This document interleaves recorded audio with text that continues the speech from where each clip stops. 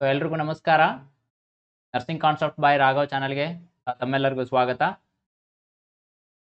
ಇಷ್ಟು ದಿನ ಎಲ್ಲ ನಮ್ಮ ಕರ್ನಾಟಕದ ನರ್ಸಿಂಗ್ ಅಭ್ಯರ್ಥಿಗಳು ಯಾರು ಜಾಬಿಗಾಗಿ ಕಾಯ್ತಾ ಇದ್ರಿ, ಅವ್ರಿಗೆಲ್ಲರಿಗೂ ಒಂದು ಒಳ್ಳೆ ಸುದ್ದಿ ಬಂದಿದೆ. ಕರ್ನಾಟಕ ಸರ್ಕಾರದಿಂದ ಅದು ಕೆಇಎ ಮುಖಾಂತರ, ಕರ್ನಾಟಕ ಎಕ್ಸಾಮಿನೇಷನ್ ಅಥಾರಿಟಿ ಮುಖಾಂತರ ನರ್ಸಿಂಗ್ ಆಫೀಸರ್ ರಿಕ್ರೂಟ್ಮೆಂಟನ್ನು ಅಥವಾ ನರ್ಸಿಂಗ್ ಆಫೀಸರ್ ಹುದ್ದೆಗೆ ಕಾಲ್ ಫಾರ್ಮ್ ಮಾಡಿದ್ದಾರೆ ಮತ್ತು ಅಧಿಕೃತವಾಗಿ ನೋಟಿಫಿಕೇಷನನ್ನು ಕೂಡ ಬಿಟ್ಟಿದ್ದಾರೆ. ಸೊ ಇಷ್ಟು ದಿನ ಎಲ್ಲರೂ ವೇಟ್ ಮಾಡ್ತಾ ಇದ್ರಿ, ಸರ್ ಯಾವಾಗ ನೋಟಿಫಿಕೇಷನ್ ಬರುತ್ತೆ ಅಂತ. ಸೊ ಇವಾಗ ಅಧಿಕೃತವಾಗಿ ಆಫಿಷಿಯಲ್ ನೋಟಿಫಿಕೇಷನ್ ಬಂದಿದೆ. ಮತ್ತು ಯಾವ ಡಿಪಾರ್ಟ್ಮೆಂಟಿಗೆ ಈಗ ಸದ್ಯಕ್ಕೆ ಕಾಲ್ ಫಾರ್ಮ್ ಆಗಿದೆ, ಎಷ್ಟು ಪೋಸ್ಟ್ ಇದೆ, ಸೊ ಏನೆಲ್ಲ ಕ್ವಾಲಿಫಿಕೇಷನ್ನು, ಲಾಸ್ಟ್ ಡೇಟ್ ಯಾವಾಗ, ಫೀಸ್ ಎಷ್ಟು, ಡಾಕ್ಯುಮೆಂಟ್ಸ್ ಏನು ಬೇಕು, ಎಲ್ಲ ಮಾಹಿತಿನ ನಾನು ಈ ವಿಡಿಯೋದಲ್ಲಿ ತಿಳಿಸ್ತಾ ಹೋಗ್ತೀನಿ. ಸೊ ಈ ವಿಡಿಯೋದಲ್ಲಿ ಒಂದು ಖುಷಿ ವಿಚಾರನೂ ಇದೆ ಹಾಗೂ ಸ್ವಲ್ಪ ದುಃಖದ ವಿಚಾರನೂ ಇದೆ ನಮ್ಮ ನರ್ಸಿಂಗ್ ಅಭ್ಯರ್ಥಿಗಳಿಗೆ. ಖುಷಿ ವಿಚಾರ ಏನಂತಂದರೆ ಕಾಲ್ ಫಾರ್ಮ್ ಮಾಡಿರೋದು ಎಲ್ಲರಿಗೂ, ಅಂದರೆ ಈಗ ಎಷ್ಟು ಸುಮಾರು ಐ ಥಿಂಕ್ ಕರ್ನಾಟಕದಲ್ಲಿ ಒಂದು 7-8 ವರ್ಷದಿಂದ ಕಾಲ್ ಫಾರ್ಮೇ ಆಗಿಲ್ಲ, 10 ವರ್ಷ ಅನ್ಕೋತೀನಿ. ಸೊ ಅಲ್ಲಿಂದ ಕಾಲ್ ಫಾರ್ಮೇ ಆಗಿದ್ದಿಲ್ಲ, ಇವಾಗ ಫಸ್ಟ್ ಟೈಮು ಕಾಲ್ ಫಾರ್ಮ್ ಆಗಿದೆ. ಅದು ಒಂದು ಖುಷಿ ವಿಚಾರ. ಆದರೆ ಇನ್ನೊಂದು ಸ್ವಲ್ಪ ದುಃಖದ ವಿಚಾರ ಅಂತಲೇ ಹೇಳ್ಬೋದು. ಸ್ವಲ್ಪ BSc ನರ್ಸಿಂಗ್ ಯಾರೆಲ್ಲ ಮಾಡಿದ್ದಾರೆ ಅವ್ರಿಗೊಂಚೂರು ದುಃಖದ್ದು ಬೇಜಾರಾಗೋಂಥ ಒಂದು ಸಂಗತಿ ಇದು. ಯಾಕಂತಂದರೆ ಈಗ ಕಾಲ್ ಫಾರ್ಮ್ ಸದ್ಯಕ್ಕೆ ಬಿಟ್ಟಿರುವಂಥ ನೋಟಿಫಿಕೇಷನಲ್ಲಿ BSc ನರ್ಸಿಂಗ್ ಕ್ಯಾಂಡಿಡೇಟ್ಸಿಗೆ, ಅಭ್ಯರ್ಥಿಗಳಿಗೆ ಸೊ ಹಾಕಲಿಕ್ಕೆ ಅವಕಾಶ ಇಲ್ಲ. ಓಕೆ, ಸೊ ಅದ್ರ ಬಗ್ಗೆನೂ ಸ್ವಲ್ಪ ಡಿಸ್ಕಷನ್ ಮಾಡೋಣ. ಸೊ ಬನ್ನಿ ಇವತ್ತಿಂದು ಈ ಒಂದು ಕಾಲ್ ಫಾರ್ಮ್ ಯಾವುದಾಗಿದೆ ಅಂತ ಅದ್ರ ಬಗ್ಗೆ ಒಂದು ಸ್ವಲ್ಪ ಮಾಹಿತಿಯನ್ನು ತಿಳ್ಕೊಳ್ಳೋಣ.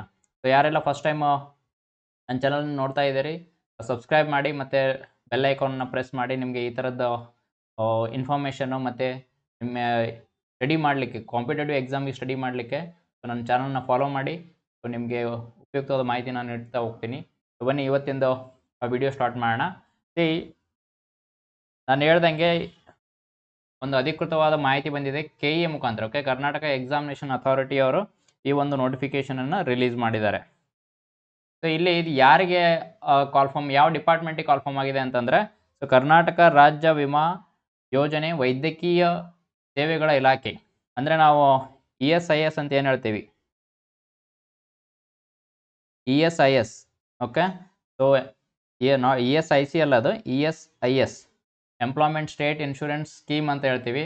ಸೊ ಇದು state government under the labour ministry ಬರುತ್ತೆ.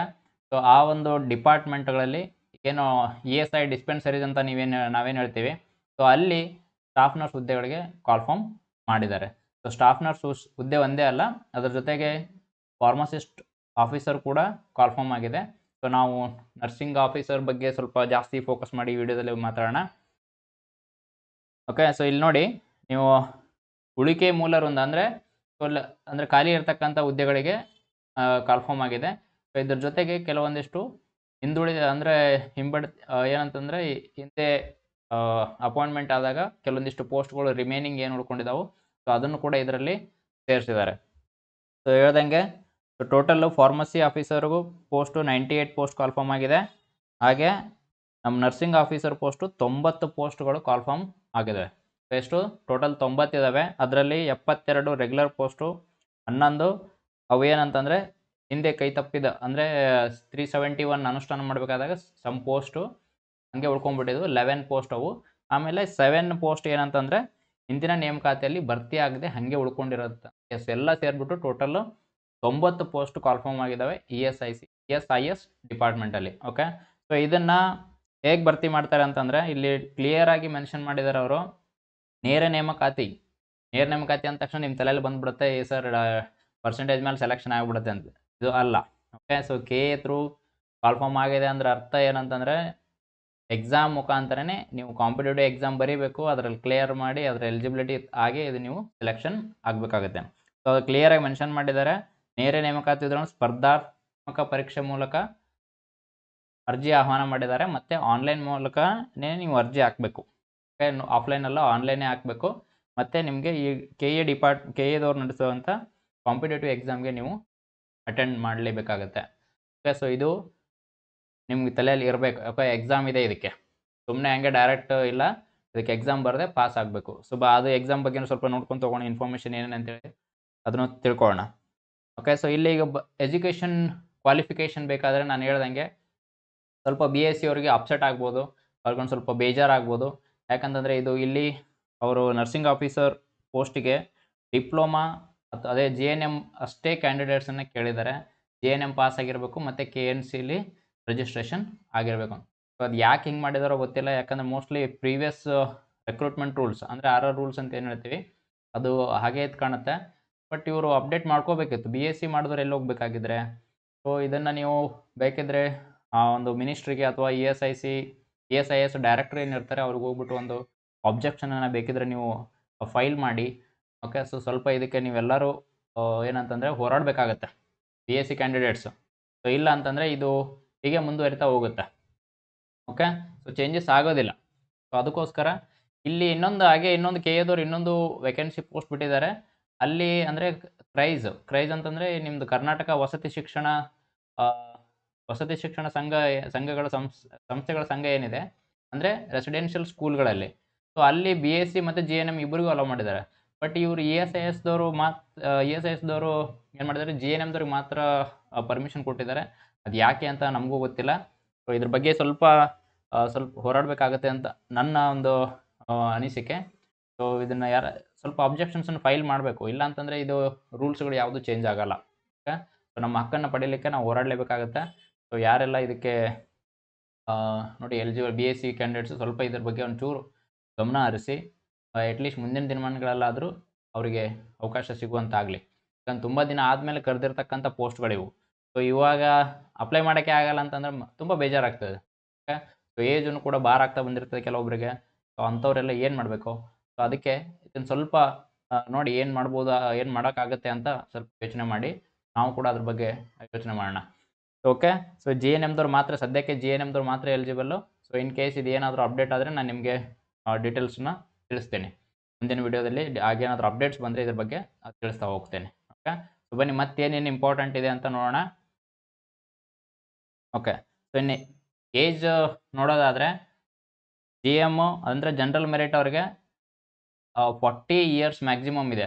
ಓಕೆ. ಸೊ 40 ಇಯರ್ಸ್ ಅಷ್ಟೇ ನೀವು ಅಂದರೆ ಆ್ಯಕ್ಚುಲಿ ಇರೋದು 35.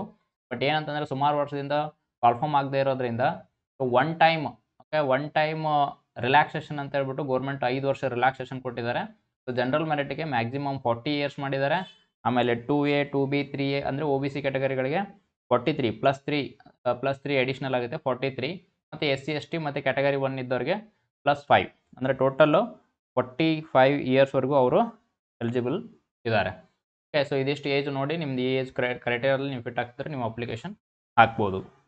ಸೊ ಮತ್ತು ಇನ್ನೊಂದು ಇದನ್ನು ಬಿಟ್ಟರೆ ಮತ್ತೆ ನೆಕ್ಸ್ಟ್ ನೀವು ಏನಾದರೂ ಮಾಜಿ ಸೈನಿಕರಾಗಿದ್ದರೆ ಅಥವಾ ಯೋಜನಾ ನಿರಾಶ್ರಿತರಿದ್ದರೆ, ಎನ್ ಸಿ ಸಿಲಿ ನೀವು ಸೇವೆ ಸಲ್ಲಿಸಿದರೆ, PH ಕ್ಯಾಟಗರಿ ಇದ್ದರೆ ಅವ್ರಿಗೆ ಇನ್ನೂ ಎಡಿಷ್ನಲ್ 10 ವರ್ಷ ಇರುತ್ತೆ. ಸೊ ಹಾಗೆ ಡಿಫ್ರೆಂಟ್ ಕ್ಯಾಟಗರಿಗೆ ಬೇರೆ ಬೇರೆ ಏಜು ರಿಲ್ಯಾಕ್ಸೇಷನ್ ಇರುತ್ತೆ. ಸೊ ವಿಧವೆ ಆಗಿದ್ದರೆ ಜೀತ ಕಾರ್ಮಿಕ ಇವೆಲ್ಲ ಏಜ್ ರಿಲ್ಯಾಕ್ಸೇಷನ್ ಕ್ಯಾಟಗರಿ ಇದ್ದಾವೆ. ಯಾವುದ್ರಲ್ಲಿ ಫಿಟ್ ಆಗ್ತೀರ ನೋಡ್ಬಿಟ್ಟು ಅರ್ಜಿನ ಸಲ್ಲಿಸಬೇಕು. ಸೊ ಅರ್ಜಿಯನ್ನು ಹೆಂಗೆ ಸಲ್ಲಿಸ್ಬೇಕ್ರಿ ಸರ್ ಅಂತಂದ್ರೆ ಇದು ಆನ್ಲೈನೇ ಇದೆ. ಓಕೆ. ನೀವು ಕೆ ಇ ವೆಬ್ಸೈಟಿಗೆ ಹೋಗಬೇಕು. ಅಲ್ಲಿ ನಿಮಗೆ ರಿಕ್ರೂಟ್ಮೆಂಟ್ ನೇಮಕಾತಿ ವಿಭಾಗದಲ್ಲಿ ನಿಮಗೆ ಇದು ಸಿಗುತ್ತೆ ನಿಮಗೆ.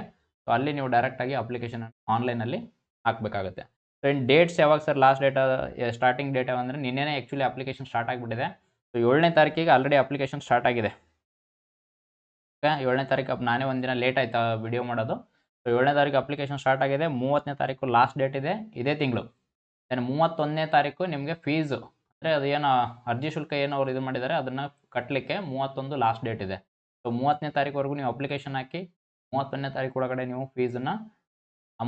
ಅಪ್ಲಿಕೇಶನ್ ಫೀಸನ್ನು ಪೇ ಮಾಡೋಕ್ಕಾಗುತ್ತೆ.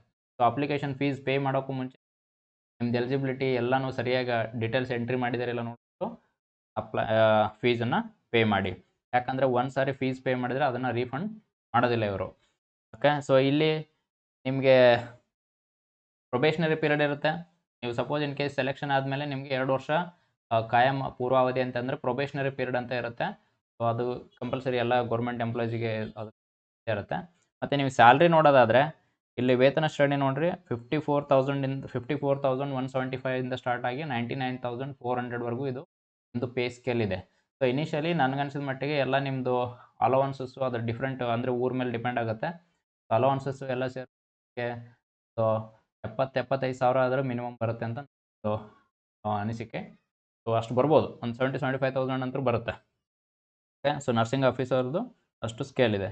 ಆಮೇಲೆ ನಮ್ಗೆ NPS ಅಪ್ಲೈ ಆಗುತ್ತೆ ಇಲ್ಲ ಸರ್ ಅಂದರೆ NPS ಅವ್ರು ಕ್ಲಿಯರಾಗಿ ಮೆನ್ಷನ್ ಮಾಡಿದರೆ NPS ಅಪ್ಲೈ ಆಗುತ್ತೆ, ರಾಷ್ಟ್ರೀಯ ಪಿಂಚಣಿ ಇದು ನಿಮಗೆ ಅಪ್ಲೈ ಆಗುವಂಥದ್ದು. ಸೊ ದೆನ್ ಮತ್ತು ಈಗ ಫೀಸ್ ಹೇಳಿದ್ವಲ್ಲ, ಫೀಸ್ ಎಷ್ಟು ರೀ ಸರ್ ಅಂತಂದರೆ ಫೀಸು ನೋಡಿರಿ, ಜನರಲ್ ಮೆರಿಟ್ ಮತ್ತು OBC ಅವರಿಗೆ, ಜನರಲ್ ಮೆರಿಟ್ ಮತ್ತು OBC ಅವರಿಗೆ 750 ರೂಪಾಯಿ ಐತಿ. 750 ರೂಪಾಯಿ ಐತಿ. ಮತ್ತು SC ST ಆಮೇಲೆ ಕ್ಯಾಟಗರಿ 1 ಮತ್ತು ಮಾಜಿ ಸೈನಿಕರಿದ್ರ ಅಥವಾ ಈ ತೃತೀಯ ಲಿಂಗದ ಅಭ್ಯರ್ಥಿಗಳಿದ್ರೆ ಅವ್ರಿಗೆ ಏನಂತಂದರೆ 500 ರೂಪಾಯಿ ಐತೆ. ಇನ್ನು ವಿಶೇಷ ಚೇತನ ಅಂದರೆ ಫಿಸಿಕಲಿ ಹ್ಯಾಂಡಿಕ್ಯಾಪ್ಟ್ ಅವರಿಗೆ ಅಥವಾ ಫಿಸಿಕಲಿ ಡಿಸೇಬಲ್ಡ್ ಅವರಿಗೆ 250 ರೂಪೀಸ್ ಅಷ್ಟೇ ಇದೆ. ಸೊ ಇದು ಇಲ್ಲಿ ಕ್ಲಿಯರಾಗಿ ಮೆನ್ಷನ್ ಮಾಡ್ಯಾರ ಅವರು, ಫೀಸ್ ನಾವು ವಾಪಸ್ ಕೊಡೋದಿಲ್ಲ ಅಂತೇಳಿ. ಸೊ ಅದಕ್ಕೆ ನೀವು ನಿಮ್ಮ ಎಲಿಜಿಬಿಲಿಟಿ ಕ್ರೈಟೇರಿಯಾ ನೋಡ್ಕೊಂಡ್ಬಿಟ್ಟು ಅಪ್ಲಿಕೇಶನ್ ಹಾಕಿ. ಆಮೇಲೆ ಯಾವುದೇ ಕಾರಣಕ್ಕೂ ನಿಮ್ಮ ಫೀಸು ಒಂದು ಸಾರಿ ಪೇ ಮಾಡಿದರೆ ವಾಪಸ್ ಸಿಗೋದಿಲ್ಲ. ಸೊ ಇನ್ನು ಎಕ್ಸಾಮ್ ಹೆಂಗೆ ನಡೆಸ್ತಾರೆ ಸರ್ ಇವರು ಅಂತ ಬಂದರೆ, ಇಲ್ಲಿ ನೋಡಿರಿ ಎಕ್ಸಾಮು ಡೇಟ್ಸ್ ಅಂತೂ ಸದ್ಯಕ್ಕೆ ಕೊಟ್ಟಿಲ್ಲ ಅವ್ರು ಹೇಳಿದ್ದಾರೆ ಮುಂದಿನ ದಿನಗಳಲ್ಲಿ ನಾವು ಡೇಟ್ಸನ್ನು ಅನೌನ್ಸ್ ಮಾಡ್ತೀವಿ ಅಂತ ಹೇಳಿದ್ರು. ವೆಬ್ಸೈಟಲ್ಲಿ ಅವ್ರು ಅನೌನ್ಸ್ ಮಾಡ್ತಾರೆ, ನಾನು ಅದು ಬಂದರೆ ನಿಮ್ಗೆ ಅಪ್ಡೇಟ್ಸ್ ತಿಳಿಸ್ತೀನಿ. ಸೊ ಇಲ್ಲಿ ಎಕ್ಸಾಮ್ ಬಂದು ಫಸ್ಟ್ ನಿಮ್ಗೆ ಏನಂತಂದರೆ ಕನ್ನಡ ಭಾಷಾ ಪರೀಕ್ಷೆ. ಕನ್ನಡ ಭಾಷಾ ಪರೀಕ್ಷೆ ಅಂತಂದರೆ ಇದು ಯಾರಿಗೆ ಇರುತ್ತೆ ಅಂತಂದರೆ, ನೀವು ಯಾರೆಲ್ಲ 1 to 10th ಅಂದರೆ ಕನ್ನಡವನ್ನು ಪ್ರಥಮ ಭಾಷೆಯಾಗಿ ಓದಿರ್ತೀರ. ಓಕೆ, ಇಲ್ಲಿ ಟೋಟಲ್ 3 ಪೇಪರ್ ಬರುತ್ತೆ ನಿಮಗೆ. ಕನ್ನಡ ಭಾಷಾ ಪರೀಕ್ಷೆ ಮತ್ತು ಸಾಮಾನ್ಯ ಜ್ಞಾನ ಅಂತ ಒಂದು ಪತ್ರಿಕೆ, ಒಂದು ಪೇಪರ್ 1, ಪೇಪರ್ 2 ನಿರ್ದಿಷ್ಟ ಪತ್ರಿಕೆ ಅಂದರೆ ನಿಮ್ಮದು ಆ್ಯಕ್ಚುಯಲ್ ಪೋಸ್ಟಿಗೆ ಸಂಬಂಧಪಟ್ಟಂಥ ಒಂದು ಪೇಪರ್ 2 ಇರುತ್ತೆ. ಸೊ ಇದ್ರದ್ದು ಡೇಟ್ಸ್ ಅವ್ರು ಮುಂದೆ ತಿಳಿಸ್ತಾರೆ. ಎಕ್ಸಾಮ್ ಹೆಂಗೆ ಕಂಡಕ್ಟ್ ಮಾಡ್ತಾರೆ ಅಂತಂದರೆ, ಅವರು ಕ್ಲಿಯರ್ ಅಂದರೆ ಇದರ CBT ಮಾಡ್ತೀವಿ ಅಂತ ಹೇಳೋದು. CBT ಅಂದರೆ ಕಂಪ್ಯೂಟರ್ ಬೇಸ್ಡ್ ಟೆಸ್ಟ್ ಮಾಡ್ಬೋದು, ಇಲ್ಲ ಅದು ಆನ್ಲೈನು, ಇಲ್ಲ ಅಂತಂದರೆ OMR ಶೀಟ್ ಕೊಟ್ಬಿಟ್ಟು ಅದೇ 4 ಇರ್ತವೆ, ನೀವು ಪೇಪರಲ್ಲಿ ಮಾರ್ಕ್ ಮಾಡ್ದಂಗೆ ಅದರಲ್ಲಿ ತಿದ್ದಬೇಕಾಗುತ್ತೆ. A B C D ಅಂತ ಇದೆಲ್ಲ ಇರುತ್ತೆ. ಸೊ ಅದನ್ನು ನೋಡಿಕೊಂಡೆ ನೀವು OMR ಶೀಟ್ ಅದ್ರ ಬಗ್ಗೆ ಬೇಕಾದ್ರೆ ಒಂದು ವಿಡಿಯೋ ಮಾಡಿ ಹಾಕೋಣ.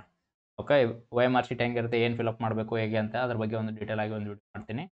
ಅದು ಎಕ್ಸಾಮ್ ನಿಯರ್ ಬಂದಾಗ ಮಾಡೋಣ ಅಂತ. ಓಕೆ, ಸೊ ಇದಿಷ್ಟು CBT ನಡೆಯುತ್ತೆ, ಇಲ್ಲಾಂತಂದ್ರೆ OMR ಶೀಟಲ್ಲಿ ನಡೆಯುತ್ತೆ. ಸೊ ಎಕ್ಸಾಮ್ ಸೆಂಟರ್ ಏನಂತಂದರೆ ಅದನ್ನು ಅವರು ನೆಕ್ಸ್ಟ್ ತಿಳಿಸ್ತೀವಿ ಅಂತ ಹೇಳಿದ್ದಾರೆ.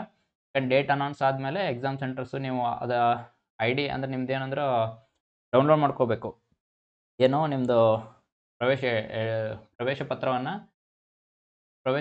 ಏನು ಮಾಡ್ಬೇಕಂತಂದರೆ ನಿಮ್ಮದು ಅಡ್ಮಿಟ್ ಕಾರ್ಡ್ ಏನಿರ್ತದಲ್ಲ ಅದನ್ನು ನೀವು ಆನ್ಲೈನಲ್ಲಿ ಡೌನ್ಲೋಡ್ ಮಾಡ್ಕೋಬೇಕಾಗುತ್ತೆ. ಅದು ಡೇಟ್ ಬಂದಾಗ ಅಪ್ಡೇಟ್ಸ್ ಕೊಡೋಣ. ಸೊ ಇದಿಷ್ಟು. ಆಮೇಲೆ ನಾನು ಎಕ್ಸಾಮ್ ಹೇಳಿದೆ ಫಸ್ಟ್ ಕನ್ನಡ ಭಾಷೆ ಪರೀಕ್ಷೆ. ಸೊ ಇದು ಯಾರಿಗೆ ಅಂತಂದರೆ, ಎಕ್ಸಾಮಲ್ಲಿ ಫಸ್ಟ್ ಭಾಷೆಯಾಗಿ ಅಂದರೆ ಕನ್ನಡವನ್ನು ಪ್ರಥಮ ಭಾಷೆಯಾಗಿ ಯಾರು ಓದಿದ್ದಾರೆ, ಪ್ರಥಮ ಅಥವಾ ದ್ವಿತೀಯ ಭಾಷೆಯಾಗಿ 1 to 10th ಯಾರು ಓದಿದ್ದಾರೆ ಅವರಿಗೆ ಇದು ಅನ್ವಯಿಸೋದಿಲ್ಲ. ಯಾರು ಕನ್ನಡ ಭಾಷೆಯನ್ನು ಪ್ರಥಮ ಅಥವಾ ದ್ವಿತೀಯ ಭಾಷೆಯಾಗಿ ಓದಿಲ್ಲ ಅವ್ರಿಗೆ ಮಾತ್ರ ಇದು ಕನ್ನಡ ಭಾಷಾ ಪರೀಕ್ಷೆ ಕಡ್ಡಾಯವಾಗಿರುತ್ತೆ. ಅದರಲ್ಲಿ ಏನಂತಂದರೆ ನಿಮಗೆ 150 ಮಾರ್ಕ್ಸ್ ಇರುತ್ತದೆ. 150 ಮಾರ್ಕ್ಸಿಂದ ಇರುತ್ತೆ. 150 ಮಾರ್ಕ್ಸ್ ಎಕ್ಸಾಮಲ್ಲಿ ನೀವು ಮಿನಿಮಮ್ 50 ಮಾರ್ಕ್ಸ್ ತೊಗೋಬೇಕು. 50 ಮಾರ್ಕ್ಸ್ ತೊಗೊಂಡು ಪಾಸ್ ಆದರೆ ಮಾತ್ರ ನೀವು ನೆಕ್ಸ್ಟ್ ಎಕ್ಸಾಮ್ ಬರೀಲಿಕ್ಕೆ ಎಲಿಜಿಬಲ್ ಆಗ್ತೀರಿ, ಇಲ್ಲ ಅಂತಂದ್ರೆ ನೀವು ಅಲ್ಲೇ ಡಿಸ್ಕ್ವಾಲಿಫೈ ಆದಂಗೆ. ಓಕೆ, ಇದು ಯಾರಿಗೆ ಅಂತ ನೆನ್ಪಿಟ್ಕೊಳ್ಳಿ, ಯಾರ ಕನ್ನಡ ಭಾಷೆನ ಪ್ರಥಮ ಮತ್ತು ದ್ವಿತೀಯ ಭಾಷೆಯಾಗಿ ಅಥವಾ ಫಸ್ಟ್ ಲ್ಯಾಂಗ್ವೇಜ್ ಅಥವಾ ಸೆಕೆಂಡ್ ಲ್ಯಾಂಗ್ವೇಜ್ ಆಗಿ ಓದಿಲ್ಲ ಅವ್ರಿಗೆ ಮಾತ್ರ ಕನ್ನಡ ಭಾಷೆ ಪರೀಕ್ಷೆ. ಉಳಿದವರಿಗೆ ಇದು ಕನ್ನಡ ಭಾಷೆ ಪರೀಕ್ಷೆ ಇರೋದಿಲ್ಲ, ಅವರಿಗೆಲ್ಲ ಇದು ವಿನಾಯಿತಿ ಇದೆ. ಓಕೆ, ಈಗ ಯೂಶ್ವಲಿ ನಾವೆಲ್ಲ ಆಲ್ಮೋಸ್ಟ್ ಕರ್ನಾಟಕದಲ್ಲಿ ಇರೋರೆಲ್ಲ ನನಗನ್ಸಿದ ಮಟ್ಟಿಗೆ ಮ್ಯಾಕ್ಸಿಮಮ್ 99% ಎಲ್ಲ ಜನ ಏನಂದರೆ ಕನ್ನಡ ಭಾಷೆನ ಪ್ರಥಮವಾಗಿ ಅಥವಾ ದ್ವಿತೀಯ ಭಾಷೆಯಾಗಿ ಓದಿರ್ತೀವಿ. ಈವನ್ ಇಂಗ್ಲೀಷ್ ಮೀಡಿಯಮ್ ಇದ್ದರೂ ಕೂಡ ಅಲ್ಲಿ ಸೆಕೆಂಡ್ ಲ್ಯಾಂಗ್ವೇಜ್ ನಾವು ಕನ್ನಡನೇ ಓದಿರ್ತೀವಿ. ಸೊ ಇದೇನು ಐ ಥಿಂಕ್ ತುಂಬ ಮ್ಯಾಟ್ರ್ ಆಗೋದಿಲ್ಲ. ಆದರೂ ಒಂದು ಸಾರಿ ನೋಡ್ಕೊಂಬಿಡಿ ನಿಮ್ಮ ಎಲಿಜಿಬಿಲಿಟಿನ ಹಾಕೋಕ್ಕೂ ಮುಂಚೆ. ಸೊ ಇದು ಫಸ್ಟ್ ಪೇಪರ್ ಆದರೆ ಇದು ನೆಕ್ಸ್ಟ್ ಇದು ಪಾಸ್ ಆದಮೇಲೆ ಅಥವಾ ಇದು ಏನಂತಂದ್ರೆ ಜಸ್ಟ್ ಎಲಿಜಿಬಿಲಿಟಿ ಟೆಸ್ಟು. ಅದಾದಮೇಲೆ ನೆಕ್ಸ್ಟ್ ಬರೋದು ಪೇಪರ್ 1 ಅಂತೇಳಿ. ಇದರಲ್ಲಿ ಸಾಮಾನ್ಯ ಜ್ಞಾನ ಇದು ನಿಮಗೆ 100 ಕ್ವಶನ್ ಇರುತ್ತೆ, 100 ಮಾರ್ಕ್ಸ್ ಇರುತ್ತೆ ಮತ್ತು 2 ಅವರ್ ಟೈಮ್ ಇರುತ್ತೆ. ಇದರಲ್ಲಿ ಏನೇನು ನಿಮಗೆ ಸಿಲೆಬಸ್ ಬರುತ್ತೆ ಅಂತಂದರೆ ನಿಮಗೆ ಕರೆಂಟ್ ಅಫೇರ್ಸು, ಪ್ರಚಲಿತ ಘಟನೆಗಳು ಬರ್ಬೋದು. ಆಮೇಲೆ ಡೈಲಿ ಕರೆಂಟ್ ಅಂದರೆ ಡೈಲಿ ಅಫೇರ್ಸ್ ಇರ್ತವೆ. ದೆನ್ನು ಭಾರತದ ಸಂವಿಧಾನದ ಬಗ್ಗೆ ಇರುತ್ತೆ, ಕರ್ನಾಟಕದ ಇತಿಹಾಸ ಇರ್ಬೋದು, ಭೂಗೋಳ ಇರ್ಬೋದು, ಎಕನಾಮಿಕ್ಸ್ ಇರ್ಬೋದು, ಇನ್ನು ಗ್ರಾಮೀಣಾಭಿವೃದ್ಧಿ. ಸೊ ಇವೆಲ್ಲ ನಾವು ಮೆನ್ಷನ್ ಮಾಡಿದ್ದಾರೆ. ಇದಿಷ್ಟ್ರ ಮೇಲೆ ನಿಮಗೆ ಕ್ವಶನ್ಸ್ ಬರತಕ್ಕಂಥ ಚಾನ್ಸಸ್ಗಳು ಇರುತ್ತೆ. ಸೊ ಈ ಹಿಸ್ಟ್ರಿ ಭೂಗೋಳ ಅಂತಂದರೆ ಎಲ್ಲ ಡಿಗ್ರಿ ಲೆವೆಲ್ಗೆಲ್ಲ ಇರೋದಿಲ್ಲ. ಐ ಥಿಂಕ್ 10th ಲೆವೆಲ್ಗೆ ನೀವು ರೀಸೆಂಟಾಗಿ ಯಾವುದಾದ್ರೂ ಪೊಲೀಸ್ ಎಕ್ಸಾಮು ಅಥವಾ ವಿಲೇಜ್ ಅಕೌಂಟೆಂಟು ಅವ್ರಿಗೂ ಕೂಡ ಇದೇ ಥರ ಸಿಲೆಬಸ್ ಇರುತ್ತೆ. ಅದನ್ನು ಅಷ್ಟು ಮಿನಿಮಮ್ ಬೇಸಿಕ್ ಇರಬೇಕಾಗತ್ತೆ. ಓಕೆ, ಸೊ ಇದು ಪೇಪರ್ 1 ಆಯಿತು. ಪೇಪರ್ 2 ಹೇಳಿದಂಗೆ ಇದು ನಿರ್ದಿಷ್ಟ ಪತ್ರಿಕೆ ಅಂತಂದರೆ ನಿಮ್ದು ಯಾವ ಪೋಸ್ಟ್ ಇದೆ ಅದಕ್ಕೆ ಸಂಬಂಧಪಟ್ಟಂಥ ಒಂದು ಪೇಪರ್ ಆಗಿರುತ್ತೆ. ಈಗ ನಾವು ನರ್ಸಿಂಗ್ ಬಗ್ಗೆ ಮಾತಾಡ್ತಾ ಇರೋದ್ರಿಂದ ನೀವು ನರ್ಸಿಂಗಲ್ಲಿ ಏನೆಲ್ಲ ಇವ್ರು ಆ್ಯಕ್ಚುಲಿ ಸಿಲೆಬಸನ್ನು ಕೂಡ ಅವರು ಅನೌನ್ಸ್ ಮಾಡಿದ್ದಾರೆ. ಬಟ್ ಇವ್ರಿಗೆ ಯಾರು ಗೈಡ್ ಮಾಡಿದಾರೋ ಏನೋ ಗೊತ್ತಿಲ್ಲ. ಆ ಸಿಲೆಬಸ್ ಏನಂತಂದರೆ ಇವರು INC ವೆಬ್ಸೈಟ್ಗೆ ಹೋಗ್ಬಿಟ್ಟು ಅಲ್ಲಿಂದ ಕಾಪಿ ಮಾಡಿ ಪೇಸ್ಟ್ ಮಾಡಿ ಇಟ್ಬಿಟ್ಟಿದ್ದಾರೆ.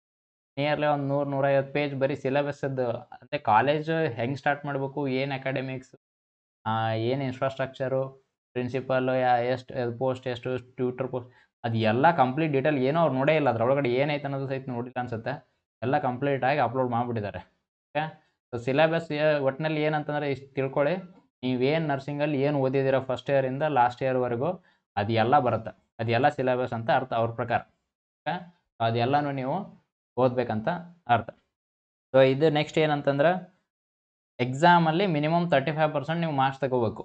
ಓಕೆ, 100 200 ಮಾರ್ಕ್ಸ್ ಇದೆ ಇದು. ಅಂದರೆ ಒಂದು 200ಗೆ ಸೊ ಅಂದರೆ 70 ಮಾರ್ಕ್ಸ್ ನೀವು ತೊಗೋಬೇಕಾಗ್ತದೆ. ಓಕೆ, ಸೊ ಇಲ್ಲ ಅಂತಂದರೆ ನೀವು ಎಲಿಜಿಬಲ್ ಇಲ್ಲ. ಓಕೆ, ಸೊ ಇದು ಫಸ್ಟ್ ಪೇಪರ್ 2 ಅವರ್ಸ್ ಇರುತ್ತೆ, ಸೆಕೆಂಡ್ ಪೇಪರು 2 ಅವರ್ಸ್ ಇರುತ್ತೆ. ಸೊ ಇಲ್ಲಿ ನೆಕ್ಸ್ಟ್ ಬರೋದಾದರೆ ನೆಗೆಟಿವ್ ಮಾರ್ಕ್ಸ್ ಇರ್ತಾವೇನ್ರಿ ಸರ್ ಅಂತಂದರೆ ಕಂಪಲ್ಸರಿ ನೆಗೆಟಿವ್ ಮಾರ್ಕ್ಸ್ ಇಟ್ಟಿದ್ದಾರೆ. ಸೊ ಇಲ್ಲಿ ನೀವು 1/4 ನೆಗೆಟಿವ್ ಅಂದರೆ ಒಂದು 0.25 ಮಾರ್ಕ್ಸ್, ಅಂದರೆ ನೀವು 4 ಆನ್ಸರ್ ರಾಂಗ್ ಬರೆದ್ರೆ 1 ಮಾರ್ಕ್ಸ್ ಹೋಯ್ತು ಅಂತ ಅರ್ಥ. ಓಕೆ, ಸಿಂಪಲ್ಲಾಗಿ 1/4 ಅಂತಂದರೆ 4 ನೀವು ರಾಂಗ್ ಬರೆದ್ರೆ ನಿಮ್ಮದು 1 ಮಾರ್ಕ್ಸ್ ಕಟ್. ಸೊ ಇದು ಇದೆ. ಆಮೇಲೆ ಇವರು ರೀಸೆಂಟಾಗಿ OMR, ಇನ್ ಕೇಸ್ OMRಲ್ಲಿ ನಡೆದ್ರೆ OMRಲ್ಲಿ ಯೂಶಲಿ ABCD ಅಷ್ಟೇ ಆಪ್ಷನ್ ಇರ್ತಾ ಇತ್ತು. ಇವಾಗ ಇವ್ರು ಏನು ಮಾಡಿದ್ದಾರೆ, ABCDE ಅಂತ ಒಂದು ಎಡಿಷ್ನಲ್ 5ನೇ ಆಯ್ಕೆ ಕೂಡ ಇಟ್ಟಿದ್ದಾರೆ. ಅದು ಯಾರಿಗೆ ಅಂತಂದರೆ ನೀವು ಇನ್ ಕೇಸ್ ನಿಮ್ಗೆ ಅದು ಆನ್ಸರು ಬಂದಿಲ್ಲ ಅಂತಂದರೆ ನಿಮ್ಗೆ ಅದು ಗೊತ್ತಿಲ್ಲ, ನೀವು ಅದನ್ನು ಆನ್ಸರ್ ಮಾಡೋಕ್ಕೆ ಇಷ್ಟಪಡಲ್ಲ ಅಂತಂದರೆ ಅದನ್ನು ನೀವು ಲಾಸ್ಟ್ನೇ 5ನೇ ಕಾಲಮನ್ನು ನೀವು ಸರ್ಕಲ್ ಡಾರ್ಕ್ ಮಾಡಬೇಕಾಗತ್ತೆ. ಸೊ ಒಟ್ಟಿನಲ್ಲಿ ಏನಂತಂದರೆ ನೀವು ಎಲ್ಲ ಸರ್ಕಲ್ಗಳು, ಎಲ್ಲ ಕ್ವಶನ್ಸ್ಗಳಿಗೆ ನೀವು OMRಲ್ಲಿ ಭರ್ತಿ ಮಾಡಬೇಕು. ಬಟ್ ಗೊತ್ತಿಲ್ಲದೆ ಇರೋದು ಅಥವಾ ನೀವು ಆನ್ಸರ್ ಮಾಡೋಕ್ಕೆ ಇಚ್ಛೆ ಪಡದೇ ಇರೋದನ್ನು 5ನೇ ಕಾಲಮು, ಸೊ 5ನೇ ಅದ್ರ ಬಗ್ಗೆ OMR ಶೀಟ್ ಬಗ್ಗೆ ನಾನು ಹೇಳ್ತೀನಿ. ಎಕ್ಸಾಮ್ ನಿಯರ್ ಬರಲಿ, ಅದ್ರ ಬಗ್ಗೆ ಒಂದು ವಿಡಿಯೋ ಮಾಡಿ ಮಾತಾಡೋಣ ಅದ್ರ ಬಗ್ಗೆ. ಓಕೆ, ಸೊ ಇದಿಷ್ಟು ಎಕ್ಸಾಮ್ ಸ್ಕೀಮ್ ಆಫ್ ಎಕ್ಸಾಮಿನೇಷನ್ ಆಯಿತು, ಸಿಲೆಬಸ್ ಆಯಿತು, ದೆನ್ ಲಾಸ್ಟ್ ಡೇಟ್ಸ್ ಆಯಿತು, ಎಷ್ಟು ಪೋಸ್ಟ್ ಅಂತ ಆಯಿತು, ದೆನ್ ಇದು ಎಲ್ಲ ಆಯಿತು. ನೆಕ್ಸ್ಟು ಇಂಪಾರ್ಟೆಂಟ್ ನೋಡೋದಾದರೆ ನಿಮಗೆ ನೆಕ್ಸ್ಟ್ ಏನಂತಾರೆ ಡಾಕ್ಯುಮೆಂಟ್ಸ್. ಡಾಕ್ಯುಮೆಂಟ್ಸ್ ಏನೇನು ಇರಬೇಕು ಅಂತಂದರೆ ನೀವು ಆಮೇಲೆ ಈಗ ನೋಡಿರಿ ಜಾತಿ ಮತ್ತು ಮೀಸಲಾತಿ ಪ್ರಮಾಣ ಪತ್ರಗಳಂತ ಹೇಳಿ. ಸೊ ಜಾತಿ ಅಂತಂದರೆ ನಿಮ್ಮದು ಕ್ಯಾಟಗರಿ ಸರ್ಟಿಫಿಕೇಟು, SC ST ಇರ್ಬೋದು ಅಥವಾ OBC ಸರ್ಟಿಫಿಕೇಟ್ ಇರ್ಬೋದು, ಅದನ್ನು ನೀವು ರೀಸೆಂಟಾಗಿ ಅಂದರೆ ಕ್ಲೋಸಿಂಗ್ ಡೇಟ್ ಏನು 30th is closing date. So ಅದಕ್ಕೆ ಮುಂಚೆನೇ ತಗೊಂಡಿದ್ದಿರಬೇಕು. ಅದರ ನಂತರ ತಗೊಂಡಿದ್ರೆ ಅದು ವ್ಯಾಲಿಡ್ ಆಗಲ್ಲ. ಸೊ ಅದಕ್ಕೆ ಯಾರ ಹತ್ರ ಕಾಸ್ಟ್ ಇನ್ಕಮ್ ಸರ್ಟಿಫಿಕೇಟ್ ಇಲ್ಲ ಅವರು ಬೇಗನೆ ಅಪ್ಲೈ ಮಾಡಿ ಮತ್ತು 30ನೇ ತಾರೀಕು ಒಳಗಡೆ ತೊಗೊಂಡು ಆಮೇಲೆ ಬಂದಾದಮೇಲೆ ನೀವು ಆನ್ಲೈನ್ ಅಪ್ಲಿಕೇಶನ್ ಹಾಕಿ. ಅಲ್ಲಿವರೆಗೆ ಅಡ್ವಾನ್ಸಾಗಿ ಹಾಕಕ್ಕೆ ಹೋಗ್ಬೇಡ್ರಿ, ಯಾಕಂದ್ರೆ ಅದು ವ್ಯಾಲಿಡ್ ಆಗಲ್ಲ. ನೀವು ಆಮೇಲೆ ನಾಳೆ ನಿಮ್ಗೆ ಕಾಸ್ಟ್ ಇನ್ಕಮ್ ಸರ್ಟಿಫಿಕೇಟ್ ಸಿಕ್ಕಿಲ್ಲ, ಅದು ಕ್ಲೋಸಿಂಗ್ ಡೇಟ್ ಆದಮೇಲೆ ಸಿಕ್ತು ಅಂತಂದರೆ ಅದು ವೇಸ್ಟ್. ನೀವು ಅಪ್ಲಿಕೇಶನ್ ಹಾಕಿದ್ರು ಅದು ಅವ್ರು ಕನ್ಸಿಡರ್ ಮಾಡೋದಿಲ್ಲ. ಸೊ ಇದು ಒಂದು ಆಯಿತು. ಆಮೇಲೆ ನೀವು ಈಗ ಜಾತಿ ಕಾಸ್ಟ್ ಆ್ಯಂಡ್ ಇನ್ಕಮ್ ಸರ್ಟಿಫಿಕೇಟ್ ಏನು ತೊಗೊಳ್ತೀರಲ್ಲ, ಅದು ಅದರಲ್ಲಿ ವೆರೈಟಿ ಇರುತ್ತೆ. ನೀವು ಸ್ಟಡಿಗೆ ಅಂತೇಳಿ ಕಾಸ್ಟ್ ಇನ್ಕಮ್ ತೊಗೊಳ್ತಾರೆ. ಆಮೇಲೆ ಕೆಲವೊಬ್ರು ಏನಂತ ಯಾವುದಾದ್ರೂ ಗೌರ್ಮೆಂಟ್ ಸ್ಕೀಮ್ಗಳನ್ನು ತೊಗೊಳ್ಳಿಕ್ಕೆ ಕಾಸ್ಟ್ ಇನ್ಕಮ್ ಸರ್ಟಿಫಿಕೇಟ್ ತೊಗೋತಾರೆ. ಬಟ್ ಇಲ್ಲಿ ಅವ್ರು ಕ್ಲಿಯರಾಗಿ ಮೆನ್ಷನ್ ಮಾಡಿದ್ದಾರೆ, ನೀವು ಜಾಬ್ಗೋಸ್ಕರನೇ ಕಾಸ್ಟ್ ಇನ್ಕಮ್ ಸರ್ಟಿಫಿಕೇಟ್ ತೆಗಿಸ್ಬೇಕು. ಓಕೆ, ಜಾಬ್ಗೋಸ್ಕರನೇ ಕಾಸ್ಟ್ ಇನ್ಕಮ್ ಸರ್ಟಿಫಿಕೇಟ್ ತೆಗಿಸಿ ಅದನ್ನು ನೀವು ಇಲ್ಲಿ ಯೂಸ್ ಮಾಡಬೇಕಾಗತ್ತೆ. ಸೊ ಅದನ್ನು ನೀವು ನೆನ್ಪಿಟ್ಕೊಳ್ಳಿ. ಸೊ ಇದಿಷ್ಟು ಆದರೆ ನೆಕ್ಸ್ಟ್ ಇಂಪಾರ್ಟೆಂಟ್ ಅಂದರೆ ಗ್ರಾಮೀಣ, ಆಮೇಲೆ 1ರಿಂದ 10th ನೀವು ರೂರಲ್ ಏರಿಯಾದಲ್ಲಿ ಓದಿದರೆ ಗ್ರಾಮೀಣ ಅಭ್ಯರ್ಥಿ ಪೋಸ್ಟಿಗೆ ನೀವು ಎಲಿಜಿಬಲ್ ಆಗ್ತೀರಿ. ದೆನ್ ಕನ್ನಡ ಮಾಧ್ಯಮ 1ರಿಂದ 10th ನೀವು ಕನ್ನಡ ಮೀಡಿಯಮಲ್ಲಿ ಓದಿದರೆ ಕನ್ನಡ ಮೀಡಿಯಮ್ ಕೋಟಾಗಿ ನೀವು ಎಲಿಜಿಬಲ್ ಆಗ್ತೀರಿ. ಸೊ ಹಾಗೆ PH ಅವ್ರಿಗಂತೂ 5% ಇರುತ್ತೆ, ಏನಂತಾರೆ ಮೀಸಲಾತಿ ಇರುತ್ತೆ. ಸೊ ನೀವು ಯಾವುದೆಲ್ಲ ಎಲಿಜಿಬಿಲಿಟಿ ಇದೆ ಅದನ್ನು ನೋಡಿಕೊಂಡು ನಿಮ್ಮ ಸರ್ಟಿಫಿಕೇಟನ್ನು ರೆಡಿ ಮಾಡಿ ಇಟ್ಕೊಳ್ಳಿ. ಇದ್ರ ಜೊತೆ KNC ಇರಬೇಕು, KNC ರಿನ್ಯೂವಲ್ ಆಗಿರಬೇಕು.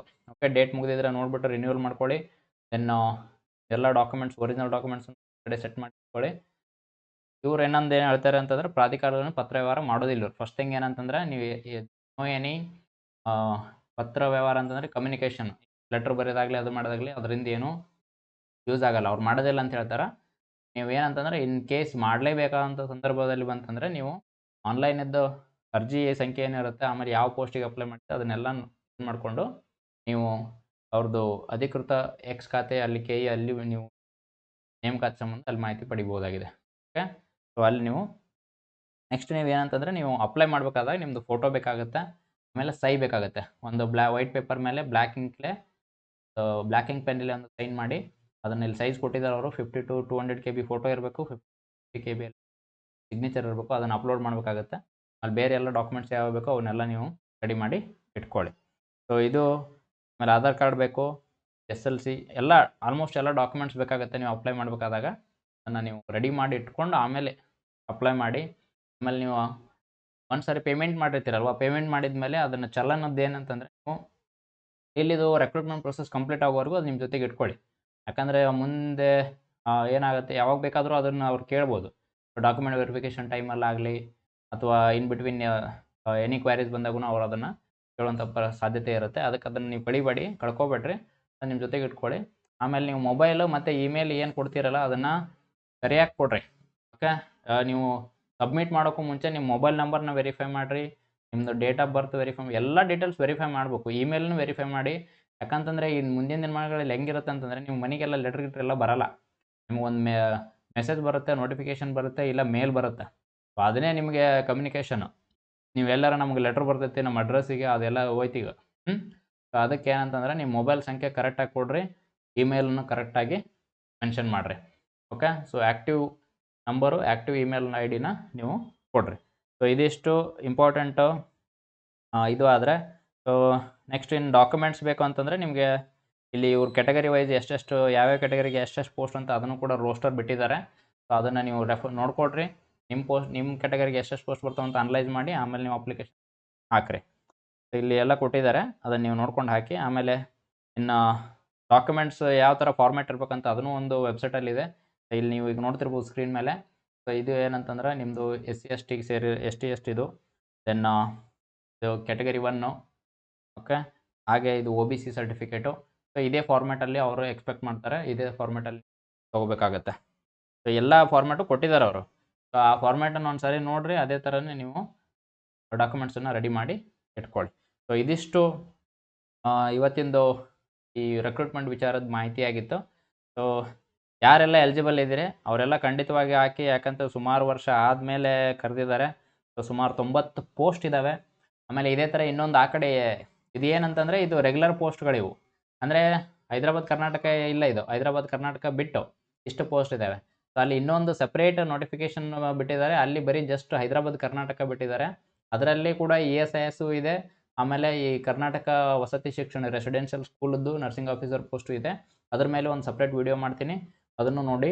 ಆಮೇಲೆ ಇದು ಯಾರೆಲ್ಲ ವೆಯ್ಟ್ ಮಾಡ್ತಾ ಇದ್ದಾರೆ ಅಥವಾ ಹಾಕ್ಬೇಕಂತ ಇದ್ದಾರೆ, ಇನ್ಫಾರ್ಮೇಷನ್ ಗೊತ್ತಿಲ್ಲ ಅವ್ರಿಗೆಲ್ಲ ಶೇರ್ ಮಾಡಿ, ಅವ್ರಿಗೂ ಗೊತ್ತಾಗಲಿ. ಯಾಕಂದ್ರೆ ತುಂಬ ವರ್ಷದ ಮೇಲೆ ಕರೆದಿದ್ದಾರೆ, ಅವರು ಹಾಕಲಿ, ಎಲ್ಲರಿಗೂ ಒಳ್ಳೆಯದಾಗಲಿ.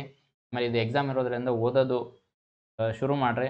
ಯಾಕಂತಂದ್ರೆ ಅಷ್ಟು ಈಸಿ ಇಲ್ಲ, ಯಾಕಂದ್ರೆ ಭಾಳ ದಿನದ ಮೇಲೆ ಕರೆದಿರೋದ್ರಿಂದ ತುಂಬ ಜನ ಕೂತಿದ್ದಾರೆ. ಈಗ ಎಲ್ಲರೂ ಅಪ್ಲಿಕೇಶನ್ ಹಾಕ್ತಾರೆ. ಸೊ ಯಾರು ಓದ್ತಾರೆ, ಯಾರಿಗೆ ಇದಾಗ್ತಾರೆ ಅವ್ರಿಗೆ ಜಾಬು ಸಿಗ್ತದೆ. ಸೊ ಅದಕ್ಕೆ ಬಂದಿರೋ ಅವಕಾಶನ ಮಿಸ್ ಮಾಡ್ಕೋಬೇಡಿ, ಎಲ್ಲರೂ ಅಪ್ಲೈ ಮಾಡಿರಿ. ಯಾರೆಲ್ಲ ಎಲಿಜಿಬಲ್ ಇದೆ ಅಪ್ಲೈ ಮಾಡಿ.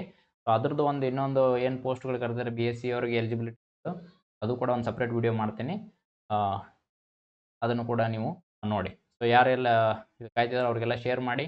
ಮತ್ತು ಮಾಹಿತಿ ಅಥವಾ ಇನ್ಫಾರ್ಮೇಷನ್ ಇಷ್ಟ ಆದರೆ ಪ್ಲೀಸ್ ಲೈಕ್ ಮಾಡಿ, ಹಾಗೆ ಸಬ್ಸ್ಕ್ರೈಬ್ ಮಾಡೋದನ್ನು ಮರಿಬೇಡಿ.